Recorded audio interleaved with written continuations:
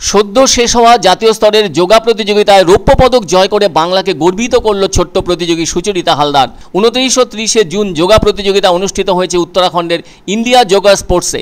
মূল উদ্যোক্তা universal yoga federation. তবে প্রতিযোগিতাটি অনুষ্ঠিত হয়েছে উত্তরাখণ্ডের রুড়কি কিওর ইউনিভার্সিটিতে।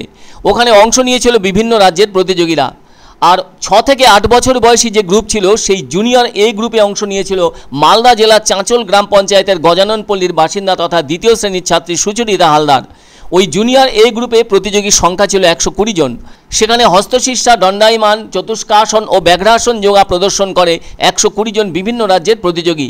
ফলে সবকটি বিভাগে সুচরিতার যোগা প্রদর্শনে বিচারকরা ভীষণই উচ্ছ্বসিত হন।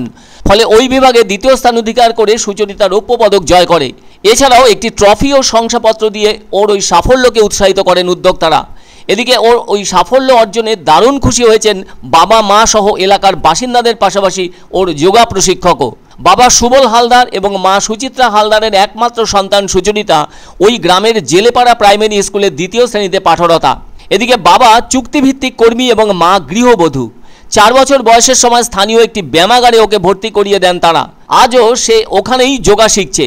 আর জাতীয় স্তরে সাফল্য পাওয়া সুচরিতার যোগা প্রশিক্ষক সুজন আলম বলেন, 2023 সালে দিল্লি লাগোয়া গাজিয়াবাদে আয়োজিত আন্তর্জাতিক স্তরের যোগা প্রতিযোগিতায় 3য় হয়ে ব্রোঞ্জ পদক পেয়েছিল সুচরিতা। আর এবার উত্তরাখণ্ডের জাতীয় যোগা প্রতিযোগিতায় 2য় স্থান পেয়েছে। এদিকে সুচরিতাকে প্রথম করার লক্ষ্য রয়েছে তাঁর। প্রশিক্ষক বলেন, প্রথম স্থান পাওয়ার মতো যথেষ্ট দক্ষতা আছে ওর মধ্যে। তাছাড়া ওর এই সাফল্য ওখানকার ছোটদের মধ্যে দারুণভাবে অনুপ্রেরণা যোগাচ্ছে। যোগা করলে শারীরিক ও মানসিক বিকাশ যেমন ঘটে, তেমনি শরীরের স্বাভাবিক ভারসাম্যতাও বজায় থাকে। আর যোগা তো এখন আন্তর্জাতিক স্তরে যথেষ্ট গ্রহণযোগ্যতা পেয়েছে। পৃথিবীর অনেক দেশে যোগার চর্চা শুরু হয়েছে। শরীরকে সুস্থ ও নিরোগ রাখার ক্ষেত্রে যোগার জুড়ি নেই।